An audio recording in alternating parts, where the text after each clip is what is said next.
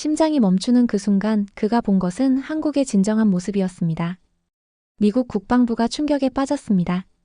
트럼프 행정부가 한국에 무려 3,500억 달러의 방위비를 요구하며 협상을 진행하던 그때 미국 협상단을 이끌던 외교관이 평택 미군기지 한복판에서 갑자기 쓰러졌습니다. 주한미군은 당황했고 미국 외교부와 국방부는 손을 쓸 방법이 없었죠. 그 순간 조용히 움직인 건 한국의 의료진이었습니다. 자, 다들 물러서세요. 제 말대로만 하면 아직 가능성이 있습니다. 그곳은 서울 아산병원 중환자실이었습니다. 깨어난 미국 외교관의 한마디가 미 국방부와 외교부 그리고 백악관까지 발칵 뒤집어 놓았는데요. 오늘 그 놀라운 이야기를 들려드리겠습니다. 이 영상이 마음에 드신다면 구독과 좋아요, 알림 설정을 부탁드립니다. 이 감동적인 이야기가 전 세계로 퍼져나가 한국의 위대함을 알릴 수 있도록 여러분의 응원이 필요합니다. 그럼 지금부터 시작하겠습니다. 저는 리처드 맥케인입니다. 전직 미국 국방부 동아시아 전략 담당 부차관보였죠. 25년간 워싱턴에서 한반도 문제를 다뤘습니다. 주한미군 예산안을 검토하고 동맹국 협상 테이블에 앉아 숫자를 계산했습니다. 그게 제 일이었습니다. 차가운 사무실에서 차가운 숫자로 차가운 결론을 내리는 일 말이죠. 저는 평택 미군 기지로 향했습니다. 트럼프 행정부가 한국 정부에 3,500억 달러 방위비 분담금을 요구했을 때 한국은 단호하게 거절했습니다. 워싱턴은 충격에 빠졌습니다. 그동안 한국은 협상 테이블에서 늘 양보해왔으니까요. 하지만 이번엔 달랐습니다. 한국 외교부 장관은 기자회견에서 이렇게 말했습니다. 동맹은 협박이 아니라 신뢰 위에 있어야 합니다. 그 말이 펜타곤을 흔들었죠. 회의실은 순식간에 얼어붙었고 누군가는 주한미군 철수 카드를 꺼냈습니다. 제가 그 자리에서 손을 들었습니다. 제가 직접 확인하겠습니다. 평택 기지를 방문해 철수의 실질적 타당성을 점검하겠습니다. 사실 저는 확신했습니다. 한국이 결국 돌아올 거라고요. 협상은 늘 그렇게 끝났으니까요. 3월 13일 오전 8시 인천공항에 도착했습니다. 공항은 깨끗했고 사람들은 질서정연했습니다. 택시를 타고 평택으로 향하는 동안 창 밖으로 펼쳐진 고속도로와 아파트 단지들이 보였습니다. 정돈된 풍경이었지만 제겐 그저 지나가는 배경일 뿐이었죠. 저는 노트북을 펼쳐 브리핑 자료를 다시 읽었습니다. 철수 시 예상 비용, 병력 재배치 계획, 대중국 억지력 손실 분석. 숫자들이 화면을 채웠습니다.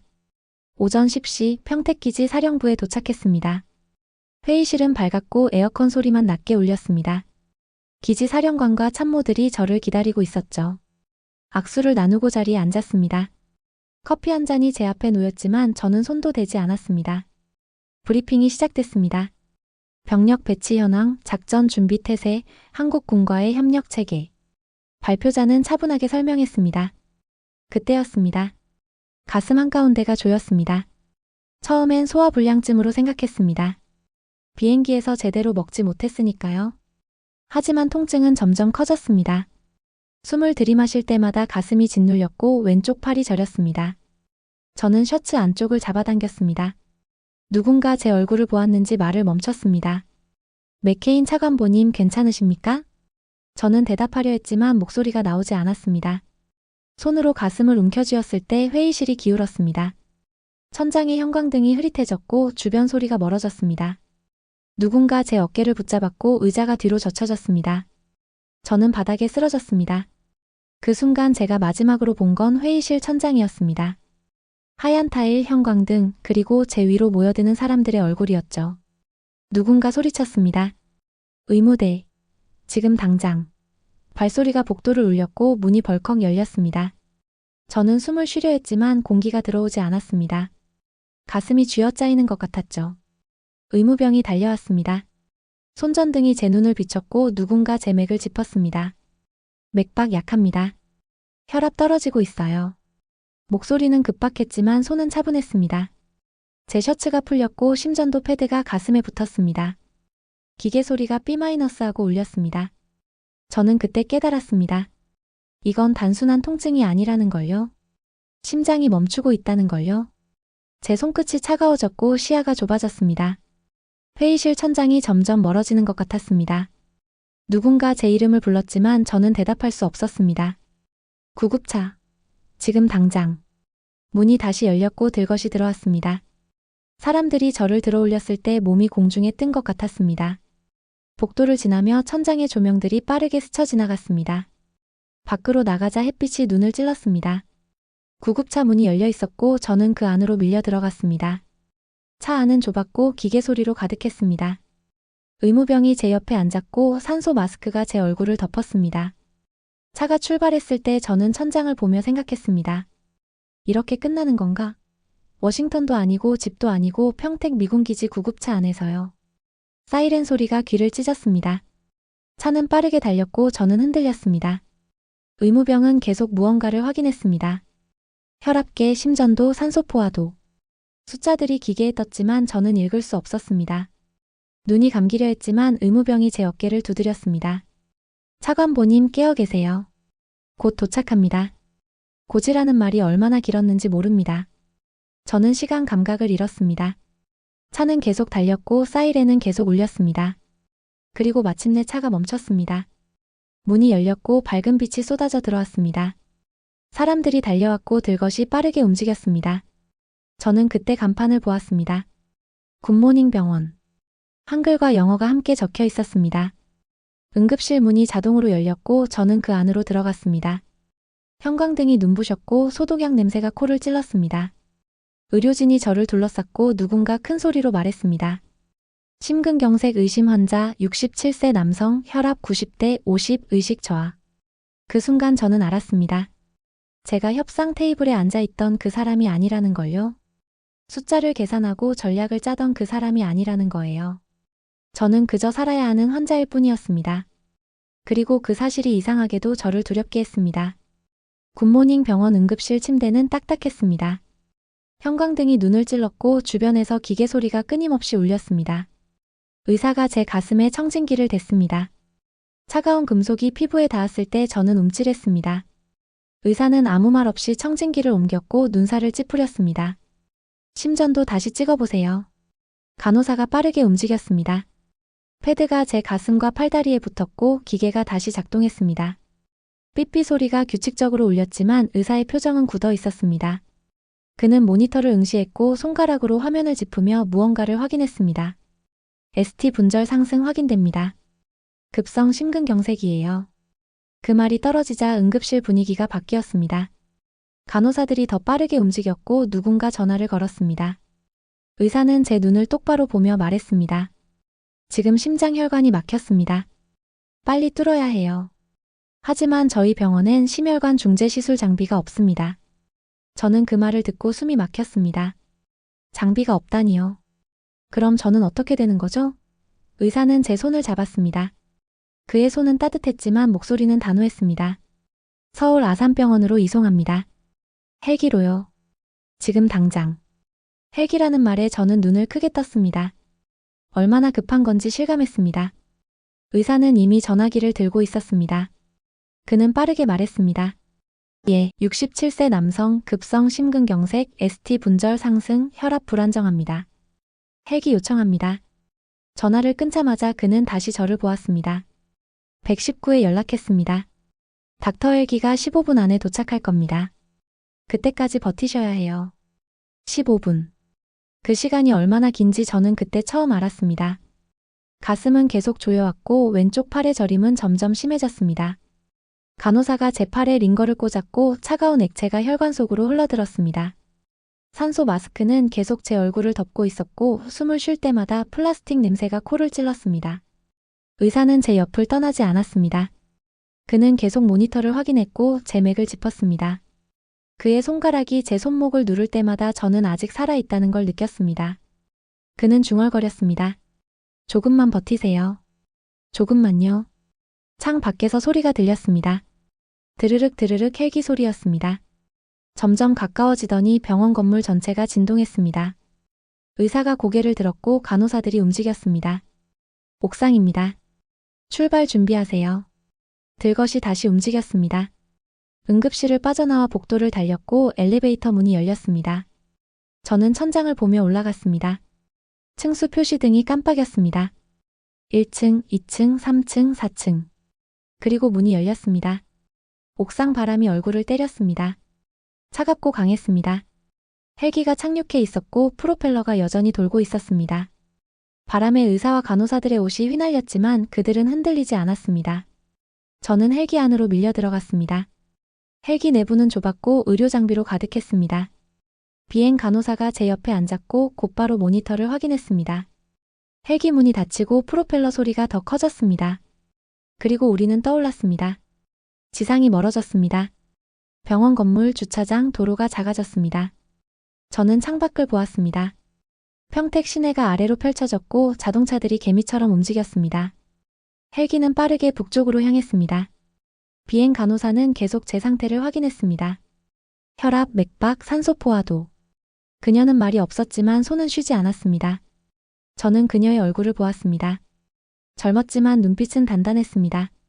그녀는 제 눈과 마주치자 짧게 말했습니다. 곧 도착합니다. 병원에선 준비하고 계세요. 그 말에 저는 고개를 끄덕였습니다. 목소리는 나오지 않았지만 그녀는 알아챘습니다. 그녀는 제 손을 가볍게 두드렸습니다. 잘하고 계세요. 헬기는 계속 날았습니다. 창 밖으로 한강이 보였고 다리들이 물 위를 가로질렀습니다. 빌딩들이 나타났고 서울이 눈앞에 펼쳐졌습니다. 그리고 저 멀리 큰 건물이 보였습니다. 서울 아산병원이었습니다. 헬기가 하강하기 시작했습니다. 건물 옥상 헬기장이 가까워졌고 착륙 유도등이 깜빡였습니다. 바퀴가 땅에 닿았을 때 저는 안도했습니다. 문이 열리고 의료진이 달려왔습니다. 급성 심근경색 환자 67세 평택에서 이송. 그들은 단 1초도 망설이지 않았습니다. 들것이 헬기에서 빠져나왔고 저는 다시 움직였습니다. 엘리베이터를 타고 내려갔고 복도를 달렸습니다. 형광등이 빠르게 지나갔고 사람들이 비켜섰습니다. 응급심혈관 시술실 문이 열렸습니다. 차가운 공기가 얼굴을 감쌌고 큰 기계들이 저를 기다리고 있었습니다. 의사가 제 옆에 섰습니다. 그는 마스크를 쓰고 있었지만 눈은 또렷했습니다. 혈관을 뚫겠습니다.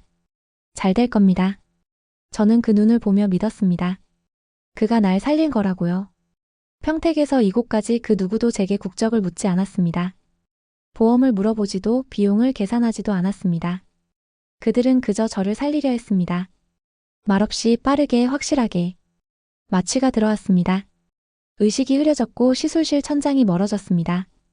마지막으로 들은 건 의사의 목소리였습니다. 시작합니다. 눈을 떴을 때 천장이 보였습니다. 하얗고 조용했습니다. 귀에선 기계 소리가 규칙적으로 울렸고 가슴엔 여전히 무언가 붙어 있었습니다. 저는 숨을 들이마셨습니다. 공기가 폐로 들어왔고 가슴이 부풀었습니다. 아팠지만 살아 있었습니다. 깨어나셨군요. 옆에서 목소리가 들렸습니다. 고개를 돌리자 의사가 서 있었습니다. 그는 차트를 들고 있었고 제 얼굴을 보며 미소 지었습니다. 마스크 너머로 보이는 눈과 주름이 따뜻했습니다. 시술 잘 끝났습니다. 스텐트 삽입 성공했어요. 저는 목소리를 내려 했지만 목이 메었습니다. 의사는 제 침대 옆 테이블에서 물컵을 들었고 빨대를 제 입에 가져다 댔습니다. 물 한 모금이 목을 타고 내려갔을 때 저는 살아있음을 다시 느꼈습니다. 얼마나 걸렸습니까? 제 목소리는 갈라졌습니다. 의사는 차트를 보며 대답했습니다. 헬기 도착부터 시술 완료까지 45분이요. 혈관 막힌 부위 두 곳에 스텐트 넣었습니다. 지금은 혈류가 정상적으로 흐르고 있어요. 45분. 그 짧은 시간에 그들은 제 심장을 고쳤습니다. 저는 천장을 보며 생각했습니다. 미국이었다면 어땠을까요? 응급실 대기실에서 서류를 작성하고 보험을 확인하고 시술 동의서에 서명하느라 시간을 허비했을 겁니다. 그 사이 제 심장은 멈췄을지도 모릅니다. 중환자실로 옮기겠습니다. 이틀 정도 집중 관찰이 필요해요. 들것이 움직였습니다. 복도를 지나며 저는 창밖을 보았습니다. 해가 지고 있었습니다. 붉은 노을이 하늘을 물들였고 서울의 빌딩들이 빛을 반사했습니다. 저는 그 풍경을 보며 깨달았습니다. 오늘 아침 평택에서 쓰러졌고 지금 여기 살아있다는 걸요. 중환자실은 조용했습니다. 침대마다 커튼이 쳐져 있었고 간호사들이 소리 없이 움직였습니다. 제 침대 옆엔 큰 모니터가 있었고 심박수와 혈압, 산소 포화도가 숫자로 떴습니다. 98, 110대 70, 98%. 숫자들은 제가 살아있음을 증명했습니다. 간호사가 다가왔습니다. 그녀는 제 팔에 혈압계를 감았고 버튼을 눌렀습니다. 팔이 조여지고 기계가 숫자를 측정했습니다. 그녀는 모니터를 확인하고 차트에 기록했습니다. 말은 없었지만 움직임은 정확했습니다. 불편한 곳 있으세요? 저는 고개를 저었습니다. 통증은 있었지만 견딜만 했습니다. 그녀는 고개를 끄덕이고 링거 속도를 확인했습니다. 투명한 액체가 천천히 떨어졌고 관을 타고 제 팔로 흘러들었습니다. 밤이 깊어졌습니다. 중환자실은 더 조용해졌고 형광등은 어둡게 조절됐습니다. 하지만 간호사들은 계속 움직였습니다. 2시간마다 상태를 확인했고 혈압을 재고 체온을 쟀습니다. 그들은 지치지 않는 것 같았습니다. 새벽 4시쯤 저는 가슴에 통증을 느꼈습니다. 날카롭고 깊었습니다. 저는 호출 버튼을 눌렀습니다. 1분도 안 되어 간호사가 왔습니다. 그녀는 제 상태를 확인하고 즉시 의사를 불렀습니다. 당직 의사가 달려왔습니다. 그는 제 심장을 청진하고 심전도를 확인했습니다. 스텐트 혈전증 의심됩니다. 다시 시술실로 가야 합니다. 시계는 새벽 4시 20분을 가리키고 있었습니다. 제 심장은 다시 위험에 처했고 그들은 다시 움직였습니다. 새벽이지만 시술팀이 대기 중이었습니다. 의사는 전화 한 통으로 팀을 소집했고 5분 만에 시술실이 준비됐습니다. 저는 다시 시술대에 누웠습니다. 심장이 빠르게 뛰었고 통증이 계속됐습니다. 의사가 제 손을 잡았습니다. 맥케인 씨, 다시 한번 해봅시다. 포기하지 않을게요. 그의 목소리에는 의지가 담겨 있었습니다. 저는 다시 그를 믿었습니다. 마취가 들어오고 의식이 희미해졌습니다. 마지막으로 본 건 시술실 시계였습니다. 새벽 4시 35분. 눈을 뜨니 중환자실이었습니다. 창밖으로 햇빛이 들어왔습니다. 아침이었습니다. 저는 손가락을 움직여 보았습니다. 움직였습니다. 다리도요. 살아 있었습니다. 간호사가 다가왔습니다. 좋은 아침입니다. 괜찮으세요? 저는 고개를 끄덕였습니다. 목이 아팠지만 대답할 수 있었습니다. 네. 살았나 봅니다. 그녀가 웃었습니다. 눈가에 주름이 잡혔습니다. 네, 살아계세요. 2번째 시술도 성공했어요. 혈전을 제거하고 약물 용출 스텐트로 교체했습니다. 교수님이 곧 회진 오실 거예요. 저는 천장을 보았습니다. 밤사이 일어난 일이 기억났습니다. 가슴의 통증, 다시 시술실로 향하는 과정, 의사의 손. 그들은 2번째로 제 생명을 구했습니다. 새벽에요. 그들의 집에 가족이 있을 텐데 그들은 병원에 있었습니다. 저를 위해서요. 교수가 왔습니다. 흰 가운을 입은 중년 남성이었습니다. 그는 제 침대 옆에 서서 차트를 확인했습니다. 맥케인 씨, 많이 놀라셨죠? 스텐트 시술 후 급성 혈전증은 드물지만 발생할 수 있습니다. 다행히 빠르게 대처했고 지금은 안정적입니다. 그는 제 가슴에 청진기를 댔습니다. 잠시 듣더니 만족스럽게 고개를 끄덕였습니다. 심장 소리 좋습니다. 리듬도 안정적이고요. 약 일주일 정도 입원하셔야 합니다. 그동안 약물 조절과 재활 치료를 시작할 겁니다. 저는 묻고 싶은 게 있었습니다. 교수님, 제가 왜 살았습니까? 그는 제 질문에 잠시 생각하는 듯 했습니다. 그리고 미소 지었습니다. 의학적으로는 빠른 대처와 적절한 시술 때문입니다. 하지만 더 중요한 건 맥케인 씨의 의지였습니다. 포기하지 않으셨으니까요. 그는 제 어깨를 가볍게 두드렸습니다. 그리고 운도 좋으셨죠.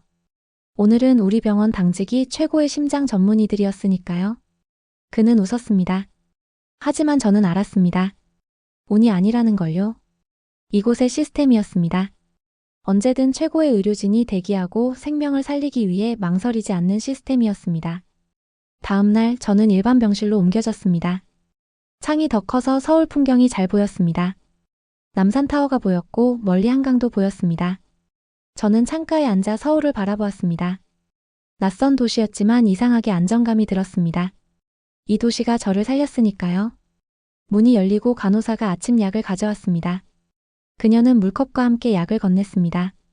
아침 식사 30분 후에 드세요. 혈액 검사는 10시에 있습니다. 저는 약을 받으며 물었습니다. 간호사님, 여기 병원은 항상 이렇게 효율적인가요? 그녀는 잠시 생각하더니 대답했습니다. 효율적이라기보다는 환자 중심이라고 할까요? 모든 절차가 환자를 살리는데 초점이 맞춰져 있습니다. 시간과 생명이 가장 중요하니까요. 그녀는 미소 지었습니다. 미국에선 어떤가요? 저는 솔직하게 말했습니다. 다릅니다.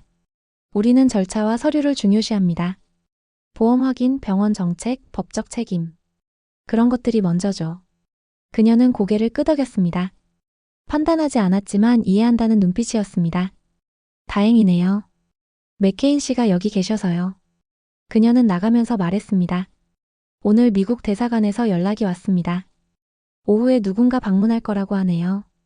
저는 침대에 앉아 생각에 잠겼습니다. 대사관이라. 제 상태가 워싱턴에 보고됐을 테고 이제 그들이 움직이기 시작한 겁니다.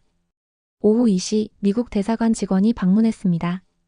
그는 제임스 그레이슨 대령이었습니다. 주한미군 법무관이었죠. 그는 제 병실에 들어와 악수를 청했습니다. 맥케인 차관보님 건강은 어떠십니까? 워싱턴이 걱정하고 있습니다. 저는 그의 손을 잡았습니다. 단단했고 차가웠습니다. 살았습니다, 대령. 한국 의료진 덕분이에요. 그는 웃었지만 눈은 웃지 않았습니다. 그는 의자에 앉았고 서류 가방을 열었습니다. 서류 몇 장을 꺼냈습니다. 차관보님을 미 육군병원으로 이송할 준비가 되어 있습니다.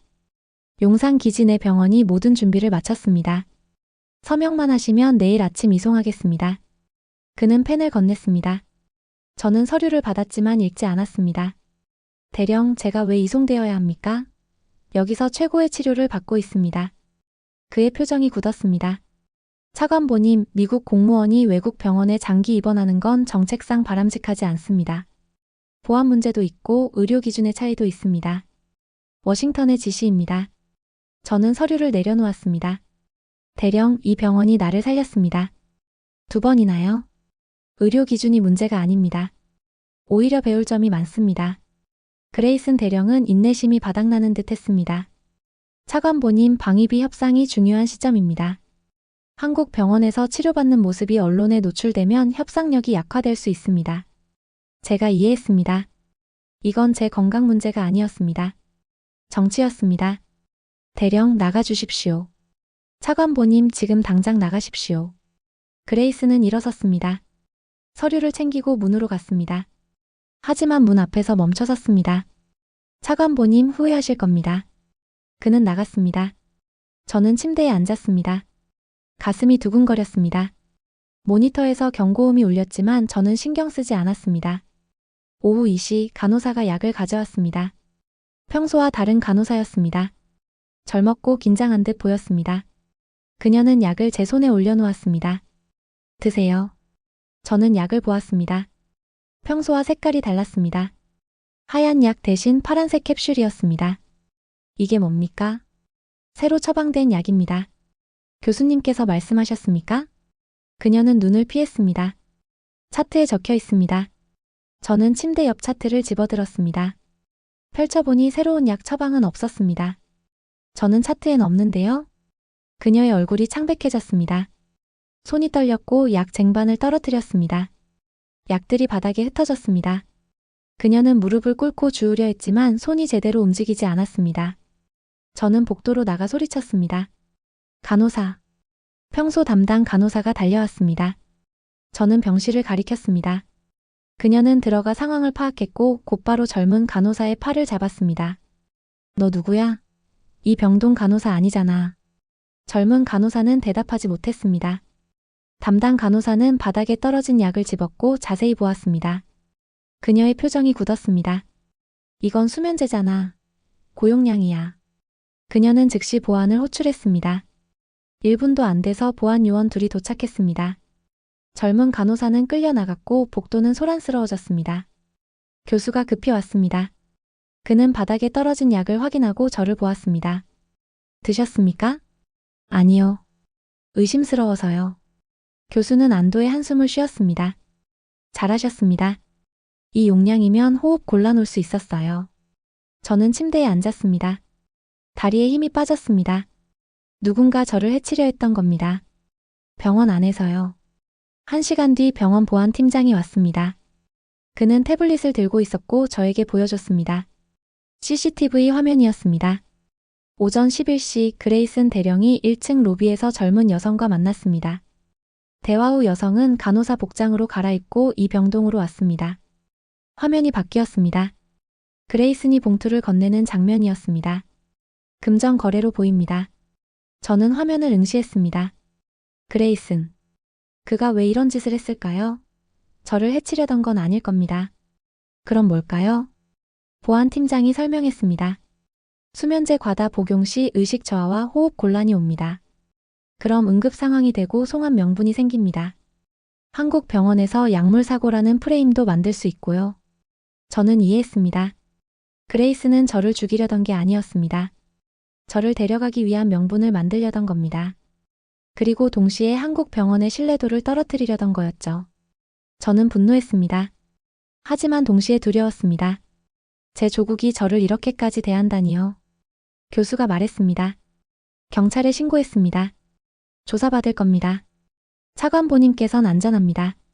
보안을 강화했으니까요. 그날 밤 병실 문 앞에 보안 요원이 배치됐습니다. 복도엔 CCTV가 추가로 설치됐습니다. 간호사들은 신분증을 목에 걸고 다녔고 출입자를 철저히 확인했습니다. 저는 잠들 수 없었습니다. 천장을 보며 생각했습니다. 저는 누구 편일까요? 제 나라는 저를 지키지 않았습니다. 오히려 데려가려 했습니다. 하지만 이곳 한국은 저를 지켰습니다. 정치로부터 음모로부터요. 새벽 4시 복도에서 발소리가 들렸습니다. 저는 긴장했습니다. 하지만 문이 열렸을 때 담당 간호사였습니다. 그녀는 제 침대로 왔고 속삭였습니다. 못 주무세요? 저는 고개를 끄덕였습니다. 그녀는 의자를 가져와 제 침대 옆에 앉았습니다. 무섭죠? 이해합니다. 하지만 여긴 안전해요. 저희가 지킬 테니까요. 그녀는 제 손을 잡았습니다. 따뜻했습니다. 선생님은 환자예요. 그것만 기억하세요. 정치도 음모도 여기선 의미 없어요. 선생님이 회복하는 것, 그게 전부예요. 저는 그녀의 손을 꽉 잡았습니다. 눈물이 났습니다. 25년간 국방부에서 일하며 저는 수많은 동맹과 적을 봤습니다. 하지만 진짜 동맹이 뭔지 저는 이곳에서 처음 알았습니다. 진짜 동맹은 조약이나 숫자가 아니었습니다. 사람이었습니다. 한밤중에 찾아와 손을 잡아주는 사람이었습니다. 일주일째 되는 날 저는 계단을 올랐습니다. 1층에서 2층까지 20개 계단이었습니다. 재활치료사가 뒤에서 따라왔지만 저는 혼자 올랐습니다. 난간을 잡고 한 계단씩 디뎠습니다. 다리는 떨렸지만 포기하지 않았습니다. 18번째 계단에서 멈춰 섰습니다. 숨이 찼고 심장이 빠르게 뛰었습니다. 재활치료사가 물었습니다. 쉬실래요? 저는 고개를 저었습니다. 2계단 더 올라 2층에 도착했습니다. 발이 평평한 바닥에 닿았을 때 저는 웃었습니다. 재활치료사도 웃었습니다. 축하합니다. 이젠 퇴원 준비해도 되겠어요. 퇴원. 그 단어가 낯설었습니다. 이곳이 익숙해졌거든요. 이 복도, 이 병실, 이 사람들이요. 2층 복도를 걷다가 소아병동 앞을 지나쳤습니다. 문이 열려 있었고 아이들 웃음소리가 들렸습니다. 저는 멈춰 섰습니다. 안을 들여다보니 6, 7살쯤 되는 아이들이 놀이방에서 놀고 있었습니다. 머리카락이 없는 아이도 있었고 링거를 끌고 다니는 아이도 있었습니다. 간호사가 저를 봤습니다. 그녀는 손짓으로 저를 불렀습니다. 저는 놀이방으로 들어갔습니다. 아이들이 저를 쳐다봤고 한 아이가 물었습니다. 할아버지도 아파요? 저는 무릎을 꿇고 아이와 눈높이를 맞췄습니다. 응. 심장이 아팠어. 근데 이제 나았어. 아이가 웃었습니다. 저도 곧 나아요. 선생님이 그랬어요. 아이는 제 손을 잡았습니다. 작고 따뜻했습니다. 다른 아이들도 모여들었고 저는 그들과 함께 앉았습니다. 레고 블록을 쌓고 그림책을 읽어줬습니다. 한국어 책이었지만 그림을 보며 이야기를 지어냈습니다. 아이들은 깔깔 웃었습니다. 재활치료사가 문 앞에서 지켜보고 있었습니다. 그녀는 미소 지었습니다. 30분쯤 지났을 때 저는 일어났습니다. 아이들이 아쉬워했지만 저는 약속했습니다. 내일 또 올게. 병실로 돌아오는 길 저는 가벼웠습니다. 가슴도 다리도 마음도요. 아이들의 웃음이 귀에 남아 있었습니다. 오후 4시 교수가 회진을 왔습니다. 그는 제 심전도를 확인하고 혈액 검사 결과를 봤습니다. 모든 수치 정상입니다. 심장 기능도 안정적이고요. 내일 모레 퇴원 가능합니다. 저는 고개를 끄덕였습니다. 하지만 기쁘지만은 않았습니다. 교수는 제 표정을 읽었는지 물었습니다. 불안하십니까? 밖에 나가면 다시 그 일들이 시작될 테니까요. 교수는 의자에 앉았습니다. 차관보님, 여기서 배운 게 있으시죠?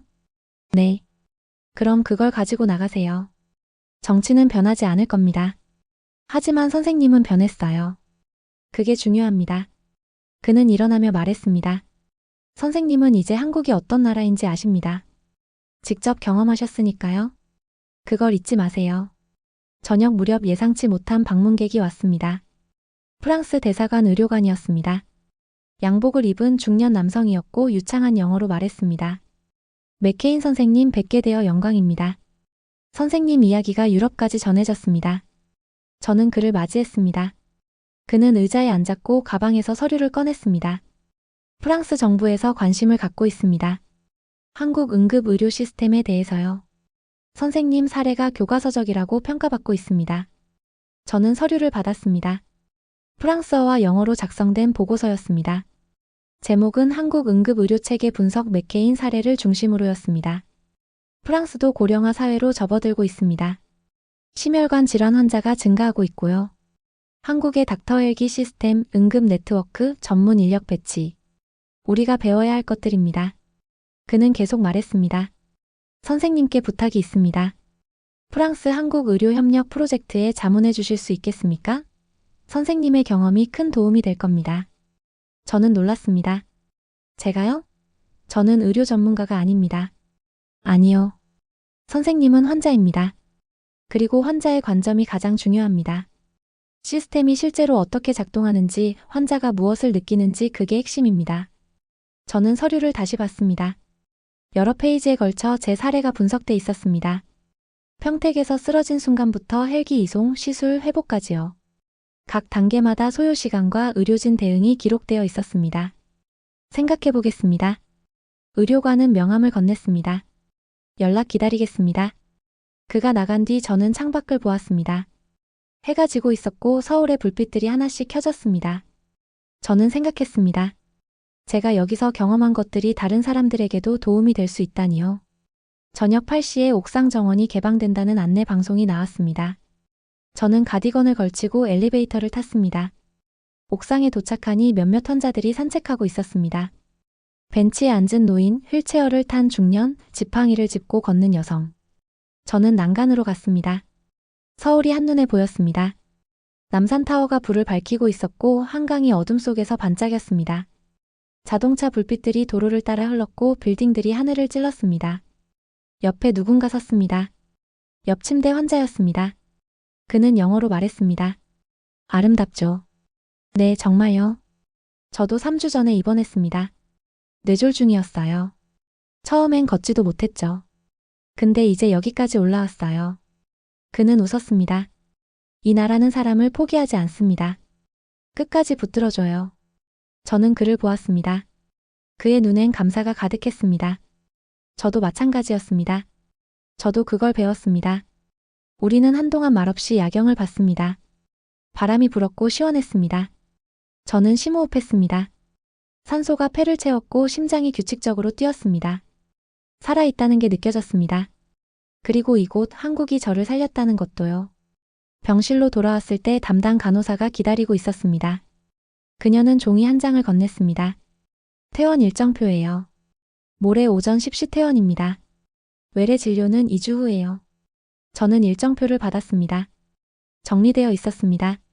퇴원 후 주의사항, 복용 약물, 재활운동, 식이요법. 모든 게 명확했습니다. 보고 싶을 것 같네요. 간호사가 웃었습니다. 저희도요. 하지만 퇴원이 목표잖아요.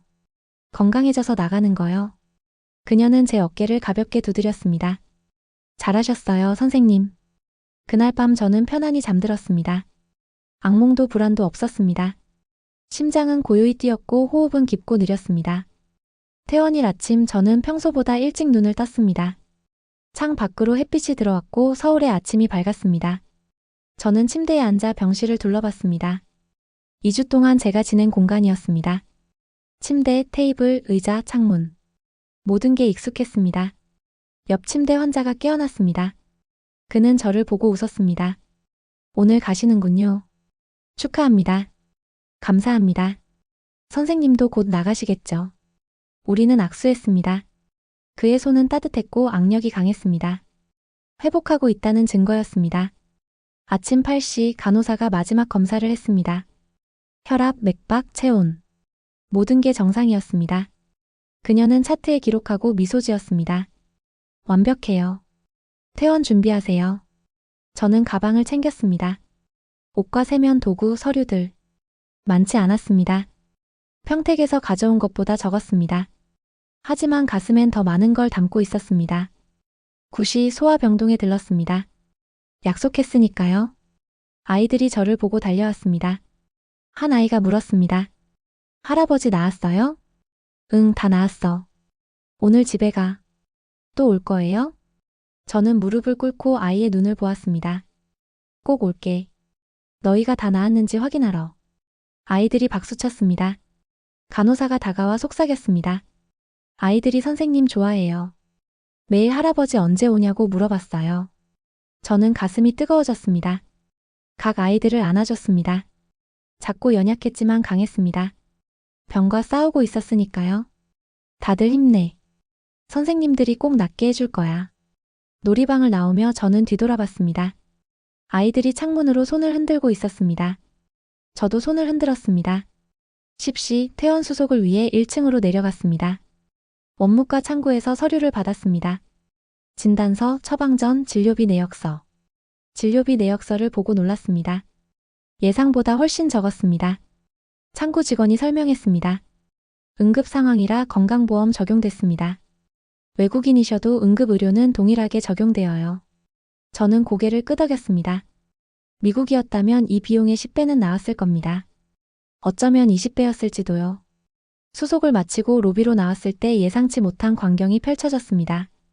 의료진이 줄지어 서 있었습니다. 교수, 전공의들, 간호사들, 재활치료사, 심지어 원무과 직원들까지요. 20명쯤 됐습니다. 교수가 앞으로 나왔습니다. 그는 꽃다발을 들고 있었습니다. 맥케인 선생님 퇴원을 축하합니다. 저는 꽃다발을 받았습니다. 무거웠습니다. 손이 떨렸습니다. 감사합니다. 정말 감사합니다. 목소리가 갈라졌습니다. 교수가 말했습니다. 선생님은 용감한 환자였습니다. 어려운 상황에서도 포기하지 않으셨죠. 저희도 배웠습니다. 담당 간호사가 다가왔습니다. 그녀는 작은 상자를 건넸습니다. 열어보세요. 상자를 열었습니다. 손편지가 가득했습니다. 의료진들이 쓴 것이었습니다. 하나를 꺼내 읽었습니다. 맥케인 선생님, 선생님의 회복을 지켜보며 저도 힘을 얻었습니다. 간호사 2년차, 아직 서툴지만 선생님께서 믿어주셨어요. 건강하세요. 마이너스 김지은 간호사. 다른 편지도 읽었습니다. 선생님이 소아병동 아이들과 노는 모습을 봤습니다.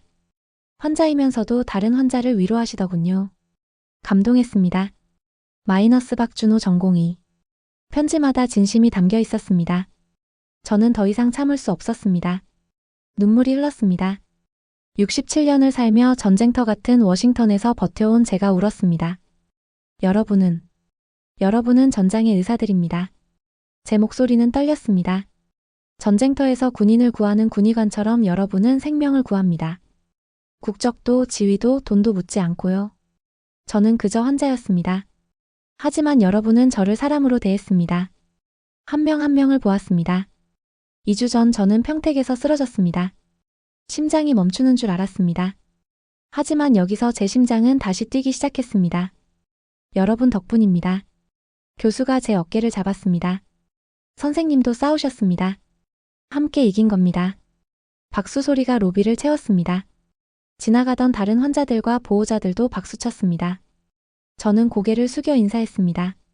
로비를 나서며 뒤돌아봤습니다. 병원 건물이 햇빛을 받아 빛났습니다. 간판에 서울 아산병원이라고 적혀 있었습니다. 저는 그 글자를 가슴에 새겼습니다. 택시를 탔습니다. 기사가 물었습니다. 어디 가세요? 인천공항입니다. 차가 출발했습니다. 창 밖으로 서울이 지나갔습니다. 빌딩들, 도로들, 사람들. 이 도시가, 이 나라가 저를 살렸습니다. 공항 가는 길 저는 휴대폰을 켰습니다. 부재중 전화가 50개가 넘었습니다. 워싱턴, 평택, 언론사들. 하지만 저는 한 번호만 눌렀습니다. 프랑스 대사관 의료관이었습니다. 여보세요. 제안 받아들이겠습니다. 한국 의료 시스템을 세계에 알리는 일 하고 싶습니다. 그는 기뻐했습니다. 훌륭합니다. 다음 주 파리에서 회의가 있습니다. 참석 가능하십니까?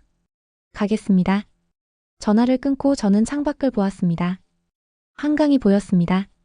다리 위로 차들이 달렸고 강물은 반짝였습니다. 인천공항에 도착했습니다. 출국장으로 걸어가며 저는 멈춰 섰습니다. 면세점, 카페, 사람들. 모든 게 질서 정연했습니다. 깨끗했고 효율적이었습니다. 이 나라는 모든 게 그랬습니다. 탑승구에서 기다리며 노트북을 열었습니다. 이메일을 쓰기 시작했습니다. 국방부 동료들에게, 워싱턴 싱크탱크에게, 그리고 언론에게요. 저는 한국에서 생명을 구했습니다. 하지만 그것보다 더 큰 걸 배웠습니다. 한국은 조용히 세계를 바꾸고 있습니다. 의료로, 기술로, 그리고 인간성으로요. 우리는 한국을 다시 봐야 합니다. 협상 대상이 아니라 배울 대상으로요. 이메일을 보냈습니다. 비행기 탑승 안내가 나왔습니다. 저는 일어섰습니다. 비행기에 올랐습니다. 창가 자리에 앉아 이륙을 기다렸습니다. 비행기가 움직이기 시작했고 활주로를 달렸습니다. 그리고 떠올랐습니다. 창 밖으로 한국이 멀어졌습니다. 인천, 서울, 그리고 저를 살린 이 땅이 작아졌습니다. 하지만 제 가슴 속에선 더 커졌습니다. 저는 눈을 감았습니다. 심장이 뛰었습니다. 규칙적이고 강하게요. 이 심장은 한국에서 멈췄고 한국에서 다시 뛰기 시작했습니다. 저는 평생 이걸 잊지 않을 겁니다. 여러분은 언제 한국이 따뜻하다고 느끼셨나요? 의료진의 손길, 낯선 나라의 품이 누군가를 살릴 때 말입니다. 저는 67년을 살며 많은 나라를 봤습니다. 하지만 한국처럼 조용히 확실하게 생명을 지키는 나라는 없었습니다. 이 이야기가 마음에 닿으셨다면 구독과 좋아요 부탁드립니다. 그리고 댓글로 여러분의 이야기도 들려주세요. 앞으로도 더 많은 감동 사연으로 찾아뵙겠습니다. 구독과 좋아요, 알림 설정 부탁드립니다. 지금까지 마음의 소리 TV였습니다. 감사합니다.